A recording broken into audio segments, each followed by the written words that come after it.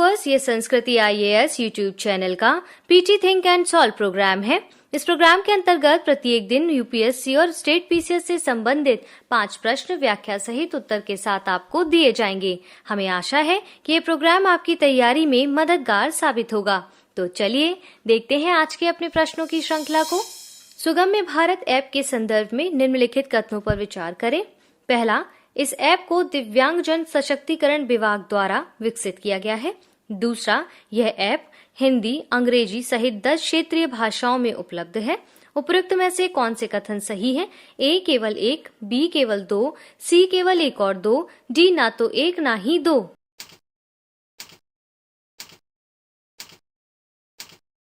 सही उत्तर है ऑप्शन सी। सामाजिक न्याय एवं अधिकारिता मंत्रालय द्वारा सुगम्य भारत ऐप का शुभारंभ किया गया है। इस ऐप को सामाजिक न्याय और अधिकारिता मंत्रालय के अंतर्गत दिव्यांगजन सशक्तिकरण विभाग द्वारा विकसित किया गया है। Sugamya Bharat app crowdsourcing mobile application Sugamya Bharat Abhiyan के 3 स्तंभों पर्यावरण, परिवहन क्षेत्र तथा ICT परितंत्र को संवेदी बनाने तथा इस तक पहुंच को बढ़ाने के लिए एक साधन है। यह ऐप हिंदी, अंग्रेजी सहित 10 क्षेत्रीय भाषाओं में उपलब्ध है। इस प्रकार उपयुक्त दोनों कथन सही हैं, इसलिए इसका सही उत्तर होगा ऑप्शन सी। देखते हैं आज के अपने दूसरे प्रश्न को। भारतीय भूमि पत्तन प्राधिकरण के संदर्भ में निम्नलिखित कथनों पर विचार करें। पहला, इसे भारतीय भूमि पत्तन प्राधिकरण अधिनियम 2010 के तहत गठित किया गया था। दूसरा, यह भारत में सीमा अवसंरचना के निर्माण, उन्नयन, रखरखाव और प्रबंधन के लिए उत्तरदायी एक वैधानिक निकाय है। उपयुक्त में से कौन से कथन सही नहीं है? ए केवल 1, बी केवल 2, सी 1 और 2 दोनों, डी ना तो 1 ना ही 2।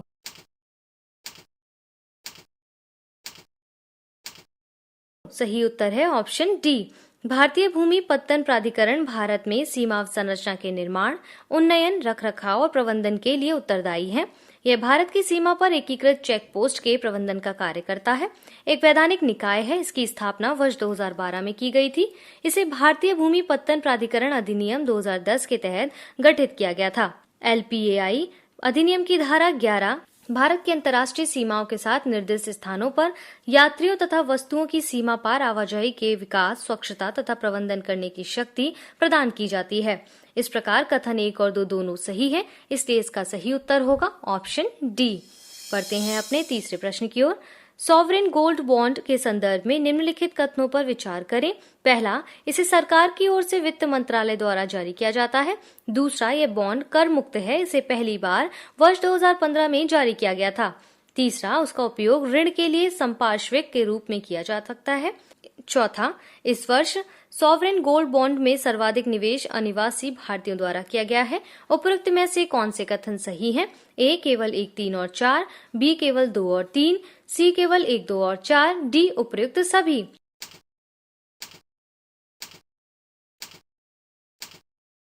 सही उत्तर है option B. Sovereign gold bond सरकार की ओर से रिजर्व बैंक द्वारा जारी किए जाते हैं। इसे वर्ष 2015 में पहली बार जारी किया गया था। इसका उद्देश्य भारत की स्वर्ण आयात पर निर्भरता को कम करना, घरों तथा धार्मिक स्थलों पर भंडारित स्वर्ण को उत्पादन कार्यों में लगाना, सोने की भौतिक मांग में कमी को प्रोत्साहित करना तथा चालू घाटे को कम करना था। ये सरकारी प्रतिभूतियां भौतिक रूप से सोना रखने के विकल्प देती हैं। इसमें न्यूनतम स्वीकार्य निवेश 1 ग्राम स्वर्ण है। बॉन्ड की परिपक्वता अवधि 8 वर्ष तथा ब्याज दर 2.5% निर्धारित की गई थी। इसका उपयोग ऋण के लिए संपार्श्विक के रूप में किया जा सकता है। रिजर्व बैंक द्वारा समय समय पर ऋण से मूल्य अनुपात को साधारण स्वर्ण व ऋण के बराबर निर्धारित किया जाना है। यह बॉन्ड व्यक्तिगत निवासियों, हिंदू अविभाजित परिवारों, ट्रस्ट, विश्वविद्यालयों तथा धर्मार्थ संस्थानों के लिए प्रतिबंधित है। अनिवासी भारतीय सॉवरेन गोल्ड बॉन्ड स्कीम में निवेश नहीं कर सकते हैं। बॉन्ड की परिपक्वता अवधि पूर्ण होने पर इस पर कोई अधिरोपित नहीं किया जाता है। इस प्रकार कथन 1 और 4 गलत है, जबकि कथन 2 और 3 सही है, इसलिए इसका सही उत्तर होगा ऑप्शन बी। देखते हैं आज के अपने चौथे प्रश्न को। Society for world wide interbank financial telecom के संदर्भ में निम्नलिखित कथनों पर विचार करें। पहला, यह सदस्य स्वामित्व वाली सहयोगी समिति है जो संबद्ध देशों को सुरक्षित वित्तीय लेन देन की सुविधा प्रदान करती है। दूसरा, स्विफ्ट संबद्ध वित्तीय संगठन को धन हस्तांतरण के लिए 8 या 11 वर्णों का एक अद्वितीय कोड प्रदान करती है। तीसरा, स्विफ्ट को वर्ष 1973 में स्थापित किया गया था। इसका मुख्यालय जर्मनी में है। उपयुक्त में से कौन से कथन सही है? ए केवल 1 और 3, बी केवल 2 और 3, सी केवल 1 और 2, डी उपयुक्त सभी।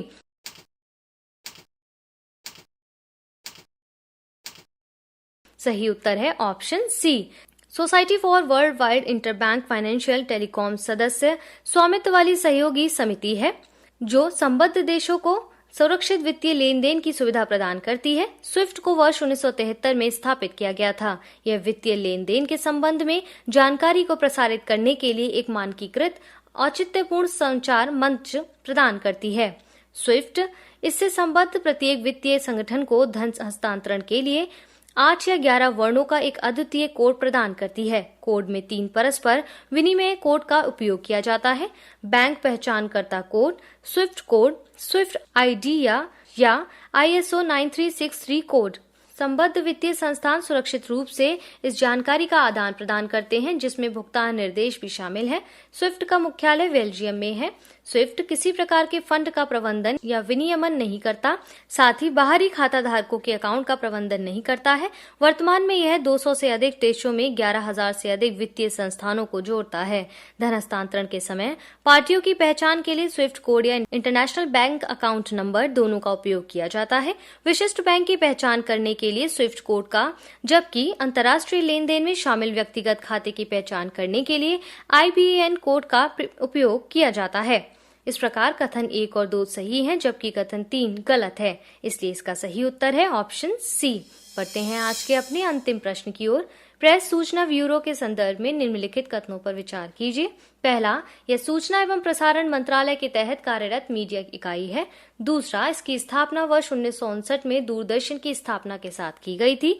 तीसरा, यह अंग्रेजी, उर्दू, हिंदी सहित 11 अन्य क्षेत्रीय भाषाओं में सूचनाएं जारी करता है।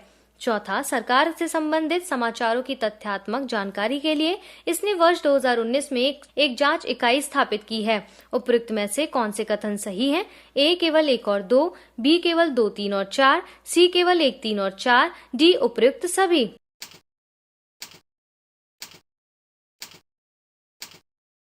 सही उत्तर है ऑप्शन सी। जयदीप भटनागर को प्रेस सूचना ब्यूरो का प्रधान महानिदेशक नियुक्त किया गया है। प्रेस सूचना ब्यूरो सूचना एवं प्रसारण मंत्रालय के तहत कार्यरत मीडिया इकाइयों में से एक है। यह भारत सरकार की नीतियों, पहलों, कार्यक्रमों व उपलब्धियों से संबंधित सूचना के प्रसार के लिए सरकार की नोडल एजेंसी है। इसका मुख्यालय नई दिल्ली में है। इसे वर्ष 1919 में ब्रिटिश शासन के गृह मंत्रालय के तहत एक लघु इकाई के रूप में स्थापित किया गया था। वर्ष 2019 में PIB ने सरकार से संबंधित समाचारों की तथ्यात्मक जानकारी के लिए एक जांच इकाई स्थापित की थी। यह अंग्रेजी, हिंदी, उर्दू सहित 11 अन्य क्षेत्रीय भाषाओं में सूचनाएं जारी करता है। इस प्रकार कथन 1, 3 और 4 सही है, जबकि कथन 2 गलत है। इसलिए इसका सही उत्तर होगा ऑप्शन सी।